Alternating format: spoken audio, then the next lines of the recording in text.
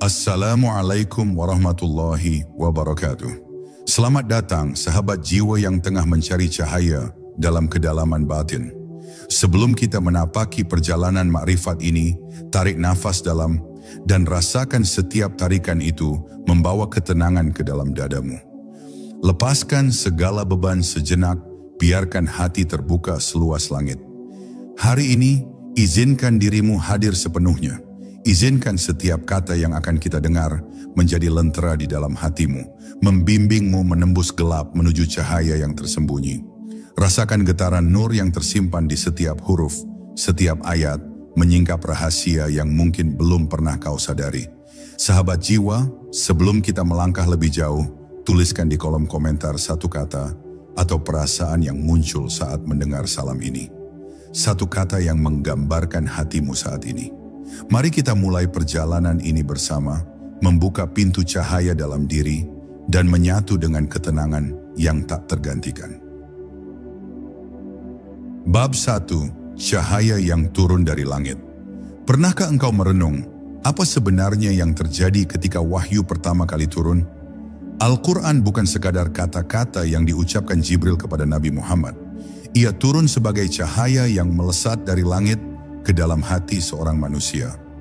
Bayangkan, di malam sunyi Gua Hira, langit terbuka, dan dari celah yang tak terlihat oleh mata biasa, turun sebuah cahaya yang bukan sekadar menyinari bumi, tapi membelah kesadaran manusia. Cahaya itu bukan lampu, bukan api, melainkan sebuah nur yang mampu membuat jiwa Nabi bergetar sekaligus tenang. Sejak saat itu, dunia tidak lagi sama. Al-Quran sering kita bayangkan hanya sebagai mushaf, lembaran-lembaran dengan tinta hitam di atas kertas putih. Namun sesungguhnya, sebelum menjadi tulisan, ia adalah energi cahaya yang memancar dari sisi Allah. Ia bagaikan matahari ruhani yang menyalakan hati mereka yang mau membiarkan dirinya diterangi. Sahabat-sahabat Nabi bukan hanya terpesona dengan keindahan bahasa, tapi mereka merasa seakan dada mereka disapu gelombang nur yang tidak bisa dijelaskan dengan logika. Itulah sebabnya, satu ayat saja mampu membuat orang kafir menangis, mampu mengguncang hati seorang pencari, atau bahkan menenangkan jiwa yang hampir putus asa. Tetapi mari kita jujur, berapa banyak dari kita yang membaca Al-Quran, namun tidak merasakan cahaya itu? Lidah kita melafalkan huruf, telinga kita mendengar suara, tapi hati kita tetap gelap. Mungkin karena kita hanya berhenti di permukaan kata, tanpa menembus kedalaman makna. Seolah-olah kita berdiri di tepi lautan, tapi tidak pernah berani menyelam ke dalamnya. Padahal setiap ayat membawa gelombang nur yang bisa menyapu bersih kegelapan hati, jika saja kita mau membiarkan diri kita tersentuh olehnya. Cahaya Al-Quran bukan cahaya biasa. Ia mampu menembus ruang batin yang paling gelap. Ia bisa menghidupkan hati yang mati, membangkitkan jiwa yang tertidur, bahkan memecahkan dinding ego yang keras seperti batu. Para wali menggambarkannya seperti api suci. Ia bisa menghangatkan, tapi juga bisa membakar. Ia bisa menjadi penerang jalan, tapi juga bisa membutakan bagi mereka yang menolaknya. Semua bergantung pada kesiapan jiwa. Jika hatimu bersih, cahaya itu akan menjadi pelita. Jika hatimu kotor, cahaya itu bisa terasa seperti kilat yang menyakitkan. Dan disinilah pertanyaan terbesar muncul. Ketika engkau membaca Al-Quran, apakah engkau hanya sedang melafalkan teks? Atau engkau benar-benar sedang menyalakan cahaya di dalam jiwa? Karena sesungguhnya, membaca Al-Quran bukan sekadar ibadah ritual. Ia adalah pertemuan dengan nur yang turun dari langit. Ia adalah api suci yang dititipkan Allah kepada manusia. Maka berhati-hatilah. Karena setiap kali engkau membuka mushaf, engkau sedang membuka pintu antara dunia dan langit. Bab 2. Rahasia huruf-huruf tersembunyi. Di awal beberapa surat, Allah meletakkan huruf-huruf misterius. Alif Lam Mim, Ha Mim, Tha Sin, Qaf, Nun. Huruf-huruf yang sering kali kita baca tanpa tahu apa artinya. Sebagian orang menganggapnya hanya rahasia yang tak terungkap, sebagian lain mencoba menafsirkannya dengan akal. Namun di jalan makrifat, huruf-huruf itu bukan sekadar hiasan. Ia adalah kode cahaya. Ia adalah kunci pintu-pintu gaib yang hanya bisa terbuka bagi jiwa yang benar-benar siap untuk menanggung rahasianya. Setiap huruf adalah getaran, dan setiap getaran menyimpan jalannya sendiri menuju nur ilahi. Bayangkanlah, huruf itu bukan sekadar bentuk hitam di atas kertas. Ia hidup, ia berdenyut dengan energi. Ketika engkau melafalkan alif, sesungguhnya engkau sedang memancarkan cahaya lurus ke arah langit, seakan membelah ruang menuju Tuhan. Ketika engkau melafalkan lam, ia berputar seperti pusaran cahaya yang mengikat. Dan ketika engkau menyebut mim, ia menutup, menggenapkan, dan mengembalikanmu pada titik asal. Huruf-huruf ini adalah tarian nur, sebuah bahasa rahasia yang hanya bisa didengar oleh ruh yang peka. Para arif dan wali sering menangis hanya dengan membaca satu huruf ini. Mengapa? Karena mereka melihat apa yang tidak dilihat orang biasa. Bagi orang awam, huruf hanyalah simbol. Tapi bagi hati yang terbuka, huruf adalah samudera tak bertepi.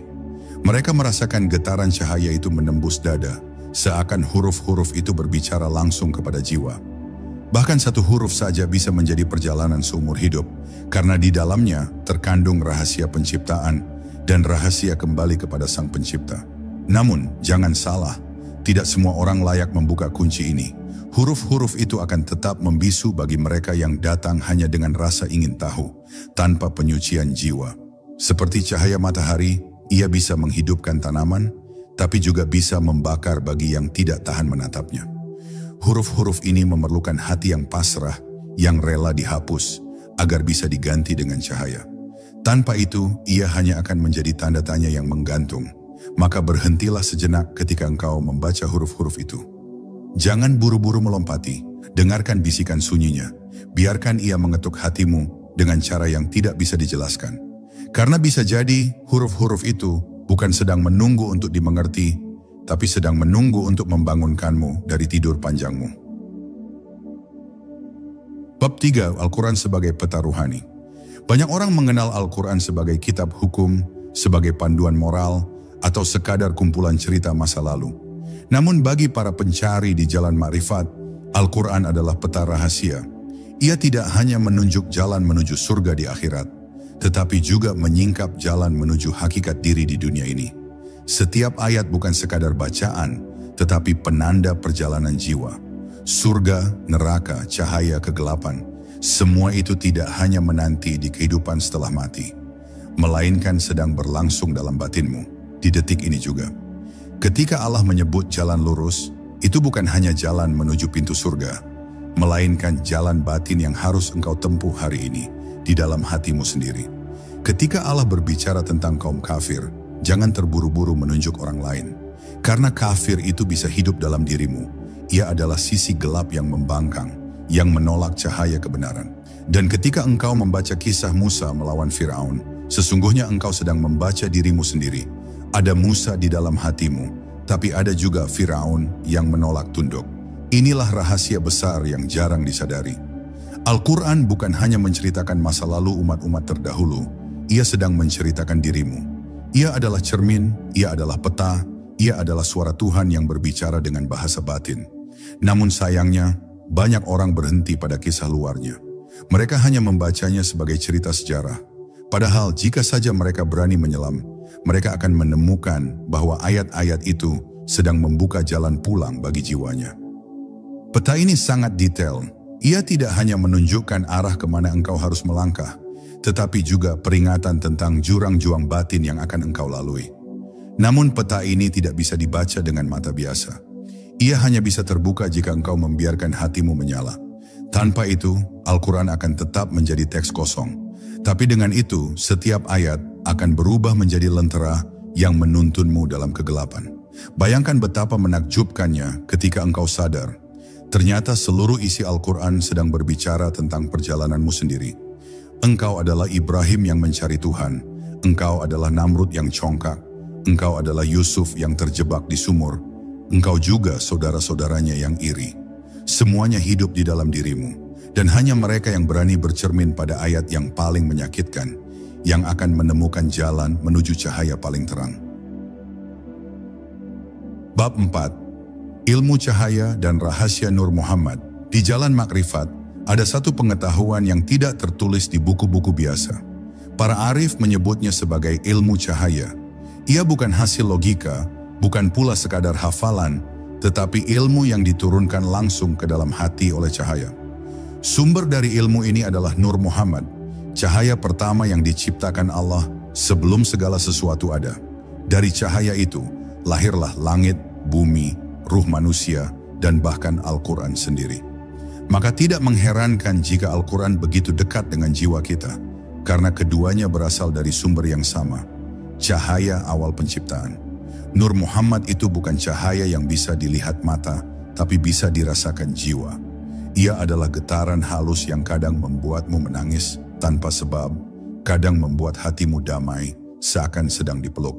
Ketika Al-Quran dibacakan, nur itu kembali bergetar, menyapa cahaya yang ada di dalam dirimu. Seperti dua gelombang yang saling bertemu, lalu menyalakan percikan api di dada. Percikan itulah yang sering kita sebut sebagai hidayah. Tiba-tiba engkau merasa tersentuh, tiba-tiba engkau sadar, tiba-tiba engkau ingin berubah. Para wali mengerti rahasia ini. Mereka tidak sekadar membaca Al-Quran dengan lisan, tetapi mereka menyelam ke dalam frekuensi nur yang memancar dari setiap ayat. Itulah sebabnya satu ayat bagi mereka bisa menjadi ribuan makna. Karena ayat itu bukan hanya susunan kata, tapi pancaran cahaya yang terus mengalir, tidak pernah habis, selalu memberi makna baru sesuai kedalaman jiwa yang menampungnya. Bagi mereka, Al-Quran adalah samudera nur yang tidak bisa diukur. Namun cahaya ini juga memiliki sisi berbahaya.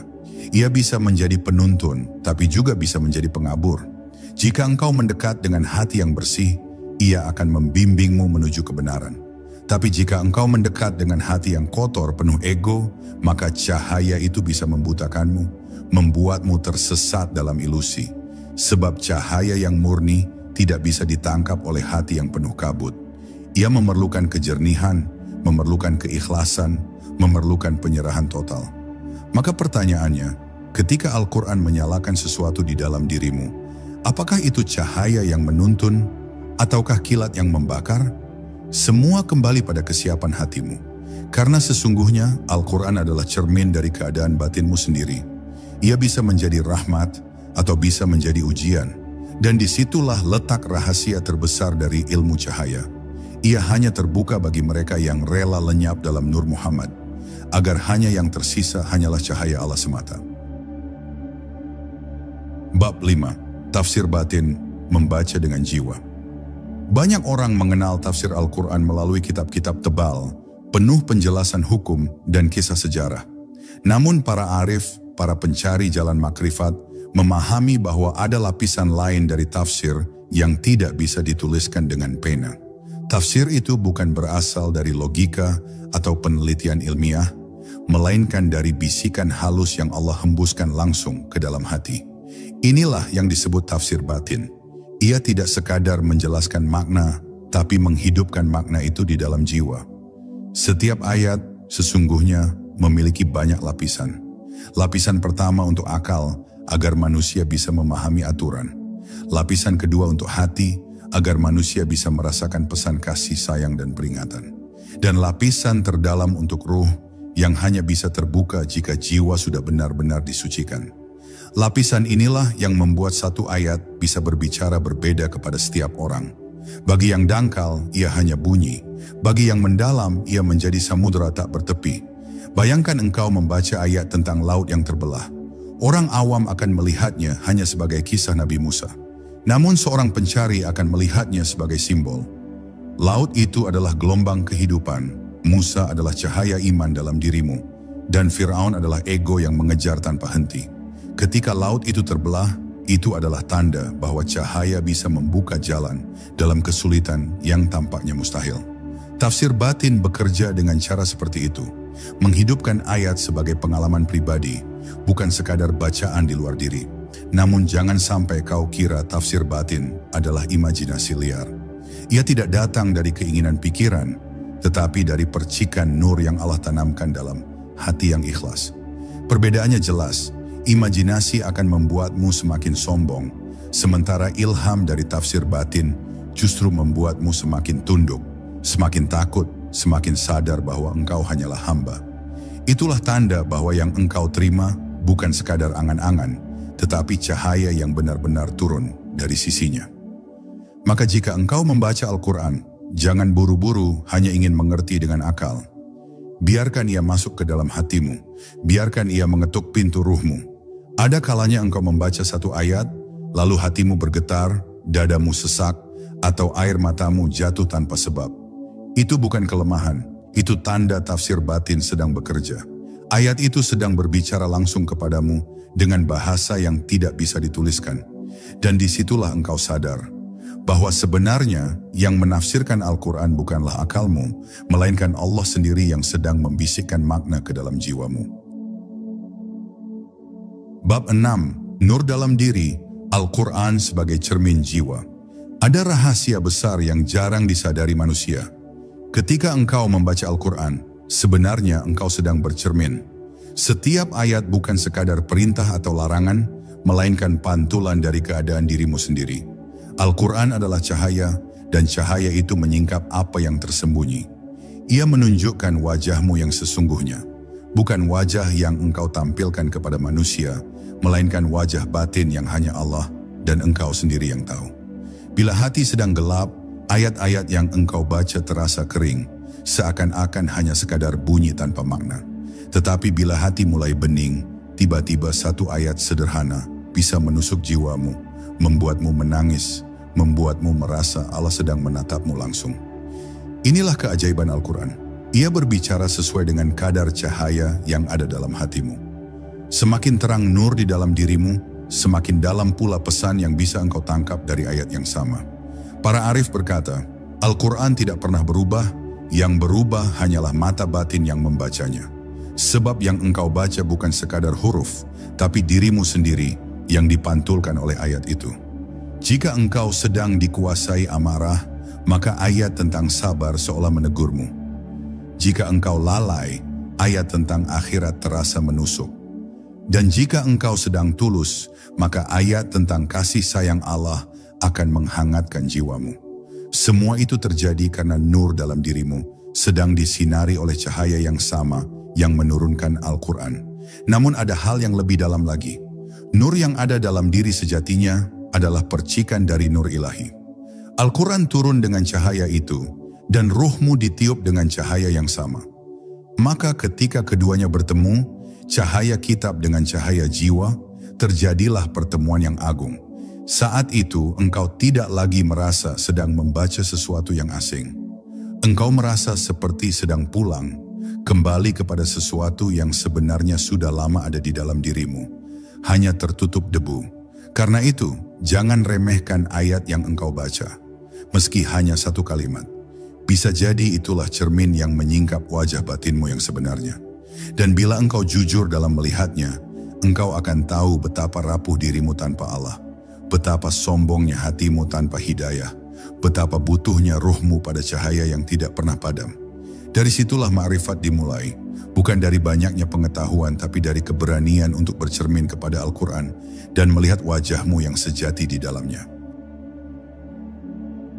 Bab 7. Ilmu cahaya dan rahasia huruf-huruf. Sejak zaman para wali, selalu ada bisikan tentang rahasia huruf-huruf dalam Al-Quran. Setiap huruf bukan hanya lambang bunyi, melainkan percikan cahaya yang memiliki kehidupan.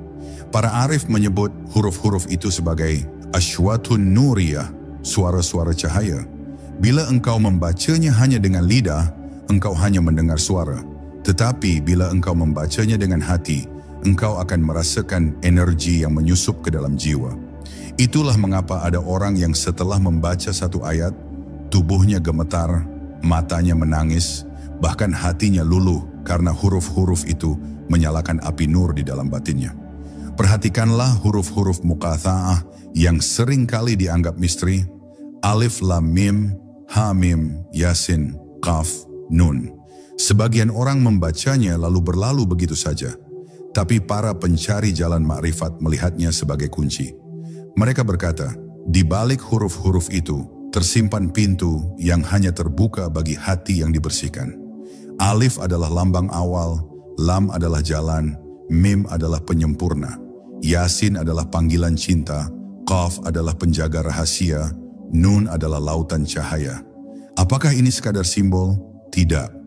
Ini adalah tanda bahwa Al-Quran bukan hanya teks, melainkan struktur cahaya yang terikat pada setiap huruf. Cahaya itu tidak bisa ditangkap oleh logika semata. Engkau bisa mempelajari tafsir, menghafal kitab, menumpuk pengetahuan, tetapi tetap tidak akan melihat rahasia yang terkandung di dalamnya. Karena ilmu cahaya bukan diwariskan lewat kata, melainkan lewat penyaksian batin. Ia datang saat engkau khusyuk membaca ayat-ayat Allah, lalu tiba-tiba hatimu tersentuh oleh sesuatu yang tak bisa dijelaskan. Seolah ada pintu yang terbuka di dalam dadamu, dan dari pintu itu mengalir kehangatan yang membuatmu menangis tanpa sebab. Di jalan makrifat, huruf-huruf Al-Quran adalah pelita yang menuntunmu melintasi kegelapan. Alif menegakkanmu, lam membimbingmu, mim menyempurnakanmu. Setiap kali engkau melafalkan basmalah, misalnya, engkau sedang menyalakan lampu nur dalam jiwamu. Bukan kebetulan bahwa basmalah dimulai dengan huruf ba, yang di bawahnya ada titik. Para wali berkata, titik itu adalah rahasia segala rahasia, tempat di mana seluruh cahaya berkumpul. Bila engkau merenungkannya dengan hati, engkau akan merasakan bahwa hidupmu sendiri hanyalah satu titik kecil di samudera cahaya Allah. Maka, jangan membaca huruf-huruf Al-Quran seperti engkau membaca teks biasa. Bacalah ia dengan kesadaran bahwa setiap huruf adalah pintu cahaya. Bukalah pintu itu dengan khusyuk dan biarkan cahaya menuntunmu. Bila engkau berani masuk, engkau akan menyadari bahwa perjalanan makrifat tidak berjalan di luar dirimu, melainkan di dalam huruf-huruf itu sendiri. Karena sesungguhnya setiap huruf adalah anak tangga menuju nur ilahi, dan setiap ayat adalah jalan menuju Dia yang tiada bandingnya. Bab 8. Jalan gelap sebelum cahaya. Seringkali orang membayangkan jalan menuju cahaya adalah jalan yang selalu terang. Padahal setiap pencari yang masuk ke dalam rahasia Al-Quran harus melewati malam gelap yang panjang. Kegelapan ini bukan sekadar rasa putus asa atau kebingungan, tapi fase yang wajib dilalui oleh jiwa sebelum benar-benar melihat cahaya. Allah sering menegaskan dalam ayatnya, Dia menyalurkanmu dari kegelapan menuju cahaya. Perhatikan kata dari, artinya engkau harus berada di gelap dulu sebelum cahaya bisa menembus hatimu. Gelap ini bisa muncul dalam berbagai wujud. Bisa berupa keraguan yang menyesak dada, bisa berupa rasa kehilangan yang menjerat hati, atau bahkan rasa hampa meski dunia tampak sempurna. Engkau membaca Al-Quran tapi rasanya kosong. Engkau berzikir tapi hatimu hampa.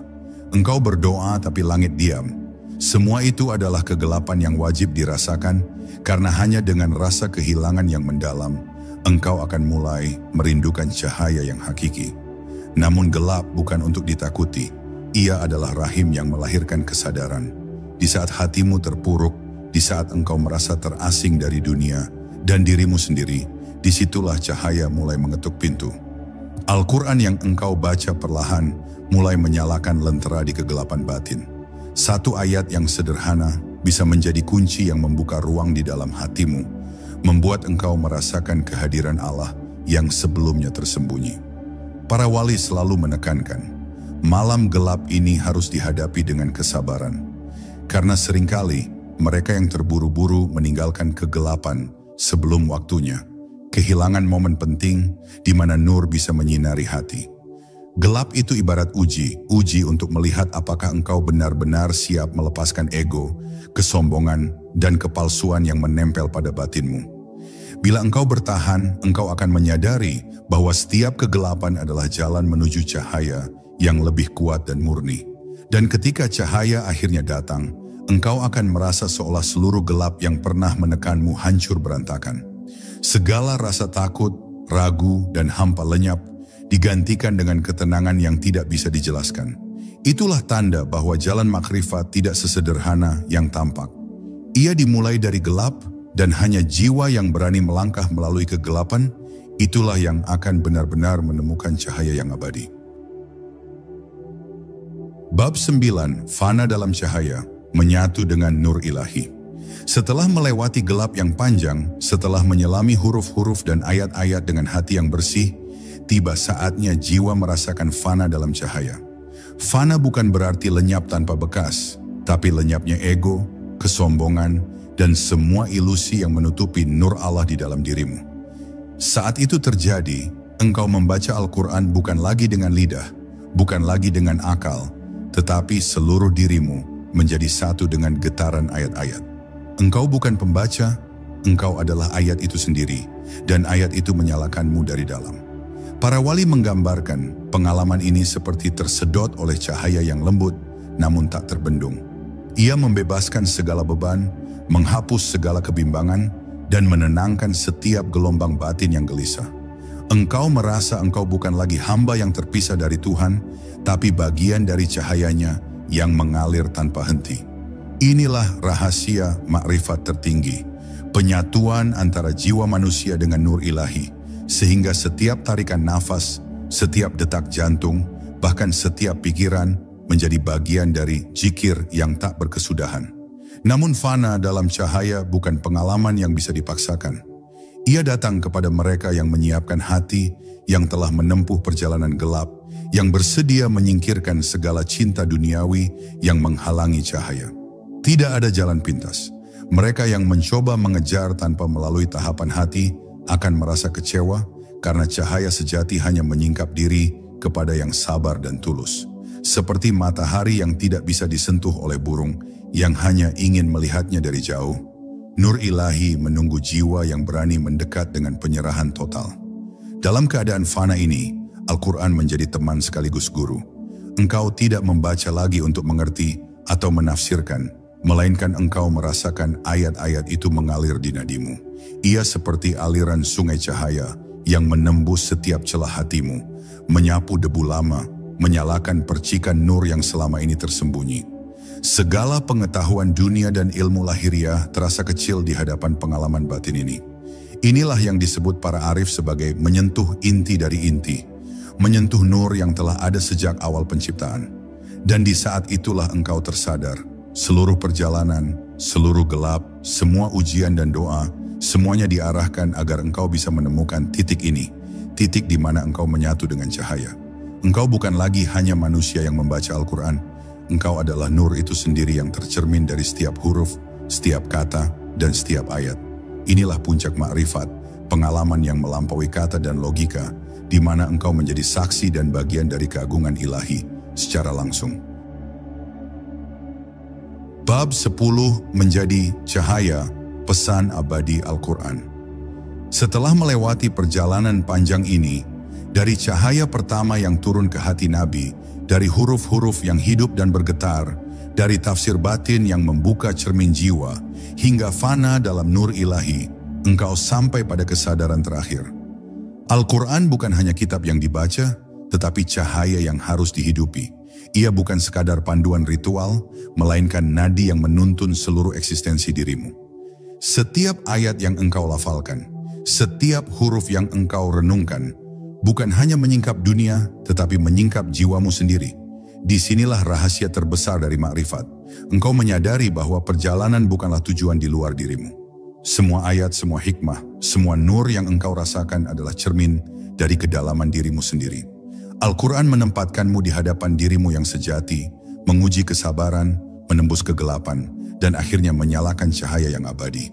Engkau belajar bahwa Tuhan tidak hadir di luar, tetapi di dalam hati yang mau membuka diri. Dan ketika engkau sadar, engkau bukan lagi hamba yang hanya menunggu petunjuk. Engkau menjadi perpanjangan cahayanya di dunia. Para wali berkata, orang yang memahami Al-Quran dengan nur batin, hidupnya akan menjadi lentera bagi sekelilingnya. Engkau tidak perlu memaksa orang lain untuk percaya, karena kehadiranmu sendiri akan memancarkan cahaya yang tak bisa diabaikan. Kata-kata dan perbuatanmu menjadi resonansi nur yang melampaui batas waktu dan ruang. Inilah efek dari makrifat sejati. Ketika cahaya Allah mengalir melalui hatimu, engkau menjadi hidupnya Al-Quran dan dunia di sekitarmu mulai tersentuh olehnya, meski engkau hanya diam. Namun ingatlah, menjadi cahaya bukan berarti sempurna. Ia berarti engkau terus menyucikan hati, terus menapaki jalan batin, terus membuka diri kepada nur yang tak pernah habis. Ia berarti engkau memahami bahwa Al-Quran adalah teman, guru, dan cermin sekaligus. Ia mengajarkanmu untuk tetap rendah hati, tetap waspada terhadap ego, dan tetap mengalir dalam kasih sayang ilahi. Karena cahaya sejati hanya muncul dari hati yang ikhlas dan jiwa yang pasrah. Akhirnya, pesan abadi yang bisa engkau bawa dari perjalanan ini sederhana namun mendalam. Jangan membaca Al-Quran hanya dengan mata, lidah, atau akal. Bacalah dengan jiwa, renungkan dengan hati. Biarkan setiap huruf menyalakan nur di dalammu. Biarkan setiap ayat menjadi peta yang menuntunmu melalui gelap, membawa fana, dan menyatu dengan cahaya ilahi. Dan ketika engkau mencapai titik itu, engkau akan tahu, selama engkau hidup, engkau telah menjadi lentera yang memantulkan nurnya di dunia yang gelap ini. Terima kasih sahabat jiwa telah menapaki perjalanan cahaya ini bersama kami. Semoga setiap huruf, setiap ayat menyalakan nur di dalam hatimu dan membimbingmu menuju ketenangan yang hakiki. Semoga Allah senantiasa melimpahkan rahmat-Nya, menjaga hatimu tetap terang, dan menuntun setiap langkahmu dalam cahaya kebenaran. Amin. Assalamualaikum warahmatullahi wabarakatuh. Sirubahari Kecuninun.